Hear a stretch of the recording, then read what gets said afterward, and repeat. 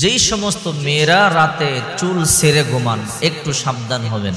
রাতে চুল সেরে ঘুমালে কি হয় শুনলে আশ্চর্য হবেন। আল্লাহ পাক রব্বুল আলামিন বলেন, লা ইউকাল্লিফুল্লাহু নাফসান ইল্লা উসাহা। বান্দা, তোমরা যেটা পারো না, সইতে পারো না, ওটা আমি তোমাদের উপরে চাপায় দেই না। এই যে বিপদ আপদ আসে, এই বিপদ আপদ তো আমাদের কারণেই আসে। আমরা আল্লাহর হুকুম মতে চলি না, রাসূল করিম সাল্লাল্লাহু আলাইহি সাল্লাম রাসূলের সুন্নাহ মোতাবেক চলি না, এই জন্য আমাদের বিপদের শেষ নাই। অনেক মেয়েরাই দিনের বেলাও চুল ছেড়ে বসে থাকে, অনেক মেয়েরা রাতের বেলা চুল ছেড়ে ঘুমায়। এতে যে কি সমস্যা হয় শুনলে আশ্চর্য হয়ে যাবেন। রাসূল করিম সাল্লাল্লাহু আলাইহি ওয়াসাল্লাম বলেন, আদ-দুনিয়া কুল্লুহা মাতা ওয়া খায়রুল মাতা'id দুনিয়া ইমরাতুস সালিহা। এই গোটা দুনিয়াটাই হলো আল্লাহ পাকের নিয়ামত, আর এর মধ্যে সর্বশ্রেষ্ঠ নিয়ামত হলো নেককার স্ত্রী। একটা ভালো মেয়ে হলো এই দুনিয়ার মধ্যে সবচাইতে বেশি শ্রেষ্ঠ নিয়ামত। রাসূল করিম সাল্লাল্লাহু আলাইহি ওয়াসাল্লাম বলেন, যে ঘরে একটা নেককার স্ত্রী আছে ওই ঘরটা জান্নাতের বাগান হয়ে যায়, আর যেই ঘরে একটা বদকার স্ত্রী আছে ওই ঘরটা জাহান্নামের গর্ত হয়ে যায়। আল্লাহ হাবিব বলেন, নারীদের জন্য জান্নাত একদম সহজ।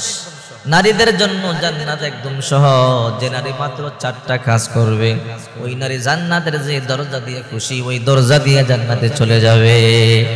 1 নাম্বার হলো, যে নারী 5 ওয়াক্ত নামাজ আদায় করবে, ওই নারী জান্নাতে যে দরজা দিয়ে খুশি ওই দরজা দিয়ে জান্নাতে চলে যাবে।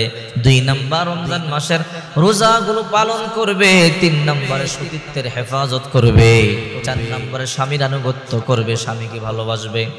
স্বামীকে এমন ভালোবাসতে হবে, আপনি রান্নার ঘরে আছেন, স্বামী আপনাকে ডাক দিল, বিবি তুমি তাড়াতাড়ি আমার কাছে আসো।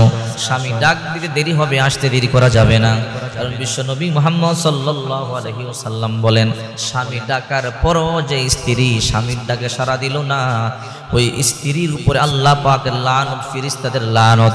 স্বামী একা ঘুমাইলে, স্ত্রীকে ডাক দিলে যদি স্ত্রী না শুনে না আসে, যদি স্ত্রী একা ঘুমায়, রাসূল করিম সাল্লাল্লাহু আলাইহি ওয়াসাল্লাম বলেন, ওই স্ত্রীর উপরে আল্লাহ তাআলা লানত বর্ষণ করেন, ফজর পর্যন্ত লানত বর্ষণ করেন স্ত্রীকে ডাকার পরে কাছে না আসলে। আসুন আমরা মূল কথায় চলে যাই। মহিলা মা বোনদেরকে বলবো, সাবধান, সব সময় চুল ছেড়ে থাকবেন না, কারণ শয়তান কিন্তু মহিলাদেরকে বেশি আক্রান্ত করে। অনেক মহিলারা আছে দেখবেন আজান দেয় চুল ছেড়ে বসে থাকে, এই কাজটা কখনো করবেন না। বাড়ির আঙ্গিনায় অথবা বাহিরে আজানের সময় যদি কোনো নারী চুল ছেড়ে বসে থাকে, তাহলে শয়তান তাকে আক্রমণ করতে পারে। রাসূল করিম সাল্লাল্লাহু আলাইহি ওয়াসাল্লাম বলেন, আজানের সময় শয়তান